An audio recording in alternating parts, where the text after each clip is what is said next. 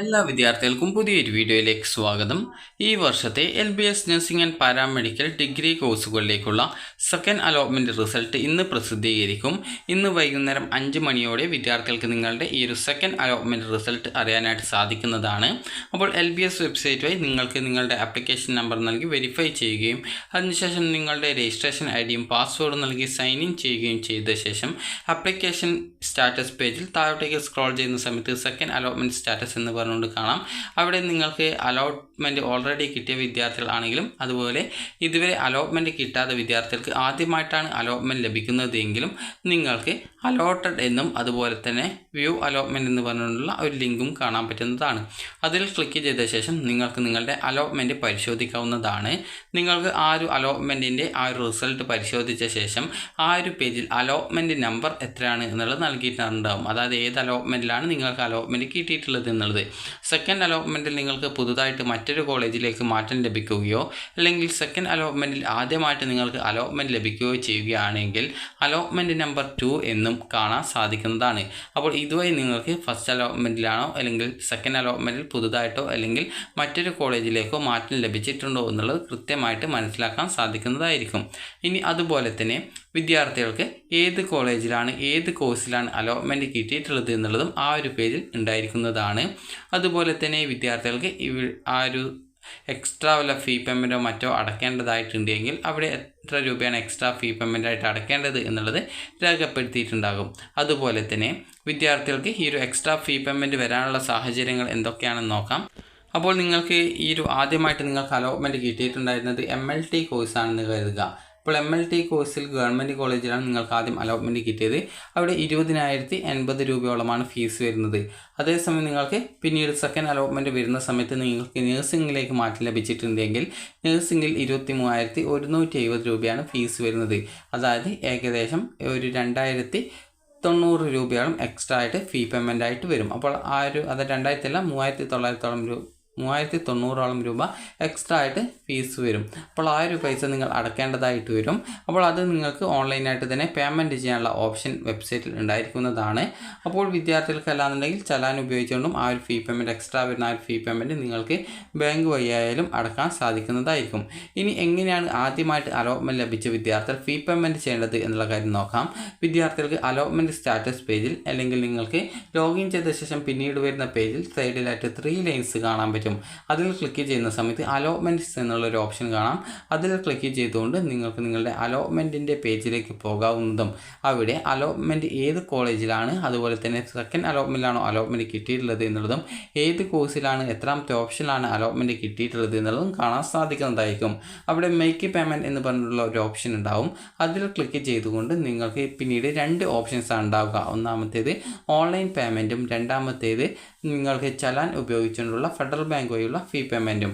ആദ്യത്തെ online payment select ചെയ്യുന്ന സമയത്ത് നിങ്ങളോട് നിങ്ങളുടെ ഡെബിറ്റ് കാർഡ്, ക്രെഡിറ്റ് കാർഡ്, അതുപോലെ നെറ്റ് ബാങ്കിങ്, UPI എന്നിങ്ങനെ ഇതിൽ ഏതെങ്കിലും ഒരു ഓപ്ഷൻ സെലക്ട് ചെയ്യാനായിട്ട് പറയും.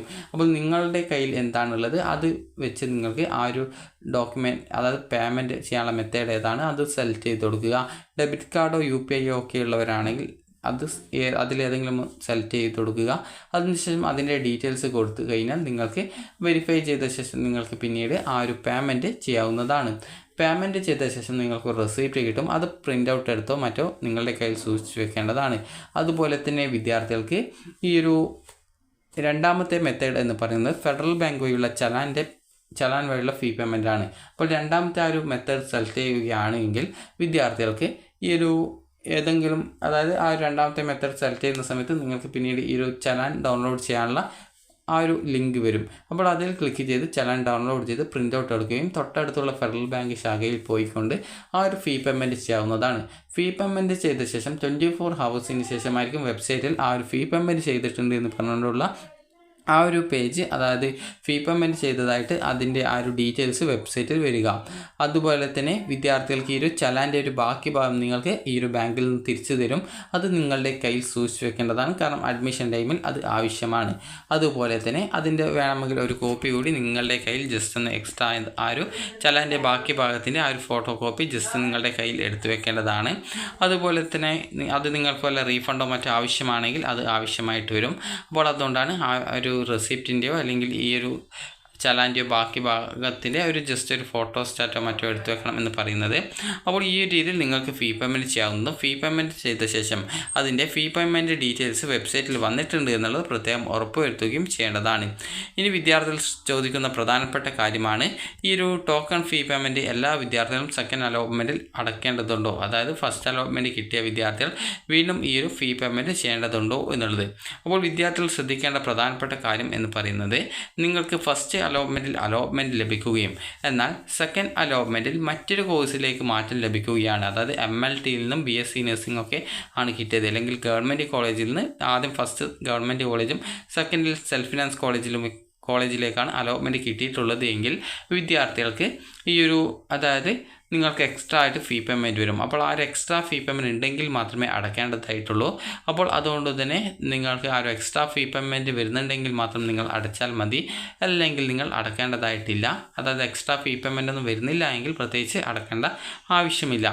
അപ്പോൾ എത്രയെങ്കിലും അടയ്ക്കേണ്ടതുണ്ടോ എന്നുള്ളത്, അതായത് എത്രയെങ്കിലും ഫീസ് അടക്കണമെന്നുണ്ടെങ്കിൽ നിങ്ങൾക്ക് ആ ഒരു മേക്ക് പേയ്മെൻറ്റ് ഓപ്ഷൻ ക്ലിക്ക് ചെയ്യുന്ന സമയത്ത് ബാലൻസ് ഫീസ് എന്ന് പറഞ്ഞുകൊണ്ട് കാണാൻ സാധിക്കും. അതായത് ബാലൻസ് ആയിട്ട് നിങ്ങൾ അടയ്ക്കേണ്ടതായിട്ടുള്ള ഫീസ് എന്നാണ് അതുകൊണ്ട് ഉദ്ദേശിക്കുന്നത്. അപ്പോൾ ആ ഒരു ബാലൻസ് ഫീസ് എക്സ്ട്രാ ആയിട്ട് അടയ്ക്കേണ്ടതായിട്ട് വരുന്നതാണ്. അപ്പോൾ ഈ രീതിയിൽ ബാലൻസ് ഫീസ് ഉണ്ടെങ്കിൽ മാത്രമേ അത് അടയ്ക്കേണ്ടതുള്ളൂ, അല്ലാതെ വിദ്യാർത്ഥികൾ വീണ്ടും ഫീ പേയ്മെൻറ്റ് ചെയ്യേണ്ടതില്ല. അതായത് നിങ്ങൾക്കിപ്പോൾ ഒരു അലോട്ട്മെൻറ്റിൽ നിങ്ങൾക്ക് ആദ്യം ഒരു ഗവൺമെൻറ് കോളേജിൽ കിട്ടി, അല്ലെങ്കിൽ ആദ്യം നിങ്ങൾക്കൊരു ഫസ്റ്റ് അലോട്ട്മെൻറ്റ് സമയത്ത് നിങ്ങൾക്കൊരു സെൽഫ് ഫിനാൻസ് കോളേജിലാണ് BSc നഴ്സിംഗ് കോഴ്സിലേക്ക് അലോട്ട്മെൻറ്റ് കിട്ടിയിട്ടുള്ളത് എന്ന് കരുതുക. അപ്പോൾ അവിടെ നിങ്ങൾ 25,000 രൂപ നിങ്ങൾ ടോക്കൺ ഫീ പേയ്മെൻറ്റ് അടച്ചിട്ടുണ്ടായിരുന്നു, അല്ലെങ്കിൽ SC ST OEC വിദ്യാർത്ഥികളാണെങ്കിൽ 1000 രൂപ അടച്ചിട്ടുണ്ടായിരുന്നു.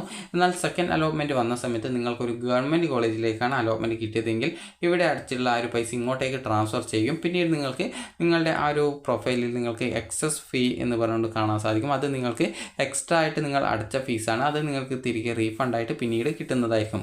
റീഫണ്ട് റിക്വസ്റ്റ് നൽകി കഴിഞ്ഞാൽ പിന്നീട് നിങ്ങൾക്ക് ആ ഒരു പൈസ റീഫണ്ട് ഇനത്തിൽ ആ ഒരു പൈസ ലഭിക്കുന്നതായിരിക്കും.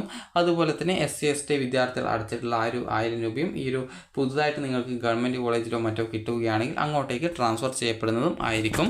അപ്പോൾ ഇന്ന് വൈകുന്നേരം ഏകദേശം 5 മണിയോടെ വിദ്യാർത്ഥികൾക്ക് നിങ്ങളുടെ ഈ ഒരു സെക്കൻഡ് അലോട്ട്മെൻറ്റ് റിസൾട്ട് അറിയാവുന്നതാണ്. അതിനുശേഷം ആവശ്യമുള്ള വിദ്യാർത്ഥികൾക്ക് ഇഷ്ടപ്പെട്ട കോഴ്സാണ്, അതായത് സാറ്റിസ്ഫൈഡ് ആയിട്ടുള്ള കോഴ്സാണ് അലോട്ട്മെൻ്റ് ആയിട്ട് കിട്ടിയത്, സാറ്റിസ്ഫൈഡ് ആയിട്ടുള്ള കോളേജാണ് ഓപ്ഷനായിട്ട് കിട്ടിയുള്ളതെങ്കിൽ ഹയർ ഓപ്ഷൻസ് റിമൂവ് ചെയ്ത് കൊടുക്കാവുന്നതാണ്. ഹയർ ഓപ്ഷൻസ് റിമൂവ് ചെയ്യണം എന്ന് പറയാനുള്ള പ്രധാനപ്പെട്ട കാരണം എന്താണെന്ന് നോക്കാം. അപ്പോൾ ഹയർ ഓപ്ഷൻസ് നിലനിർത്തുകയാണ് എങ്കിൽ പിന്നീട് നിങ്ങൾക്ക്, അതായത് ഇപ്പോൾ സെക്കൻഡ് അലോട്ട്മെൻറ്റ് വന്നു, ഒരു കോളേജിൽ അലോട്ട്മെൻറ്റ് കിട്ടി, അല്ലെങ്കിൽ ഫസ്റ്റ് അലോട്ട്മെൻറ്റിൽ നിങ്ങൾക്ക് ഒരു കോളേജിൽ അലോട്ട്മെൻറ്റ് കിട്ടിയിട്ടുണ്ടായിരുന്നു. അപ്പോൾ ഈ സെക്കൻഡ് അലോട്ട്മെൻറ്റ് വന്ന സമയത്ത് നിങ്ങൾക്ക് ഒരു കോളേജിൽ മറ്റൊരു കോളേജിലോ, അല്ലെങ്കിൽ നിങ്ങൾക്ക് ആദ്യമുള്ള ആ ഒരു കോളേജിലോ അലോട്ട്മെൻറ്റ് കിട്ടിയിട്ടുണ്ട്, അത് അവിടെ നിലനിർത്തിയിട്ടുണ്ട്. അപ്പോൾ അതുകൊണ്ട് തന്നെ സെക്കൻഡ് അലോട്ട്മെൻറ്റ് സമയത്ത് അതിനുശേഷം പിന്നീട് ഹയർ ഓപ്ഷൻസ് നിങ്ങളുടെ ഓപ്ഷൻ ലിസ്റ്റിലുണ്ട് എങ്കിൽ ഹയർ ഓപ്ഷൻസിനെ റിമൂവ് ചെയ്ത് കൊടുക്കാനായിട്ട് പറയുന്നത്. പിന്നീട് തേർഡ് അലോട്ട്മെൻറ്റിൽ നിങ്ങൾക്ക് മറ്റൊരു ഓപ്ഷനിലേക്ക് അലോട്ട്മെൻറ്റ് കിട്ടുകയാണെങ്കിൽ സെക്കൻഡിലോ ഫസ്റ്റിലോ നിങ്ങൾക്ക് അലോട്ട്മെൻറ്റ് കിട്ടിയിട്ടുണ്ടായിരുന്ന ആ ഒരു സീറ്റ് നഷ്ടപ്പെടാനുള്ള സാധ്യതയുണ്ട്. അതിനുശേഷം നിങ്ങൾക്ക് പുതുതായിട്ട് അലോട്ട്മെൻറ്റ് ലഭിക്കുന്ന കോളേജിൽ നിങ്ങൾ പോയിട്ട് അഡ്മിഷൻ നേടേണ്ടതായിട്ട് വരുന്നതായിരിക്കും. അതുകൊണ്ട് തന്നെ നിങ്ങൾക്ക് ഈ ഒരു സെക്കൻഡ് അലോട്ട്മെൻറ്റിന് ശേഷം നിങ്ങൾക്ക് ഇഷ്ടമുള്ള ഒരു കോളേജ് അല്ലെങ്കിൽ കോഴ്സിലേക്കാണ് അലോട്ട്മെൻറ്റ് കിട്ടിയിട്ടുള്ളത് എങ്കിൽ നിങ്ങളുടെ ഓപ്ഷൻസിൻ്റെ മുകളിലുള്ള മറ്റു ഓപ്ഷൻ, ഹയർ ഓപ്ഷൻ എന്നതുകൊണ്ട് ഉദ്ദേശിക്കുന്നത് ഇപ്പോൾ അലോട്ട്മെൻറ്റ് കിട്ടുന്ന ഓപ്ഷൻ്റെ മുകളിലുള്ള ഓപ്ഷനുകളാണ്. അപ്പോൾ ആ ഒരു ഓപ്ഷനുകളിൽ മറ്റേ പ്രവേശനമൊന്നും നിങ്ങൾ ആഗ്രഹിക്കുന്നില്ല എങ്കിൽ നിങ്ങൾക്ക് ആ ഒരു ഹയർ ഓപ്ഷൻസ് റിമൂവ് ചെയ്യാവുന്നതും അതിനുശേഷം നിലവിൽ അലോട്ട്മെൻറ്റ് ലഭിച്ച കോളേജിൽ ജോയിൻ ചെയ്യാനായിട്ട് തേർഡ് അലോട്ട്മെൻറ്റിന് ശേഷം പോകാവുന്നതും ആണ്. അപ്പോൾ വിദ്യാർത്ഥികൾക്ക് ഈ ഒരു വീഡിയോ ഉപകാരപ്രദമായിട്ടുണ്ടെന്ന് കരുതുന്നു. അപ്പോൾ ഈ ഒരു സെക്കൻഡ് അലോട്ട്മെൻറ്റ് റിസൾട്ട് വന്ന ശേഷം വിദ്യാർത്ഥികളെ മുഴുവൻ വിവരങ്ങൾ നിങ്ങളെ അറിയിക്കുന്നതാണ്. അതായത് വിദ്യാർത്ഥികൾക്ക് എങ്ങനെ ഓപ്ഷൻസ് റീഅറേഞ്ച് ചെയ്യണം, അതുപോലെ തന്നെ എങ്ങനെ ഡിലീറ്റ് ചെയ്യണം, ആരൊക്കെയാണ് ഹയർ ഓപ്ഷൻ ഡിലീറ്റ് ചെയ്യേണ്ടത് എന്നിങ്ങനെയുള്ള എല്ലാവിധ വിവരങ്ങളും വിദ്യാർത്ഥികളെ അറിയിക്കുന്നതായിരിക്കും. അപ്പോൾ വിദ്യാർത്ഥികൾക്ക് ഈ ഒരു ഇപ്പോൾ സെക്കൻഡ് അലോട്ട്മെൻറ്റ് വന്ന ശേഷം നിങ്ങൾക്ക് ഇഷ്ടപ്പെട്ട ഒരു കോളേജാണ് കിട്ടുന്നതെങ്കിൽ ഹയർ ഓപ്ഷൻസ് റിമൂവ് ചെയ്യാനായിട്ട് വിദ്യാർത്ഥികൾ പ്രത്യേകം ശ്രദ്ധിക്കേണ്ടതാണ്. അപ്പോൾ വിദ്യാർത്ഥികൾക്ക് ഈ ഒരു വീഡിയോ ഉപകാരപ്രദമായിട്ടുണ്ടെങ്കിൽ ലൈക്ക് ചെയ്യുക, ഷെയർ ചെയ്യുക. Thank you for watching.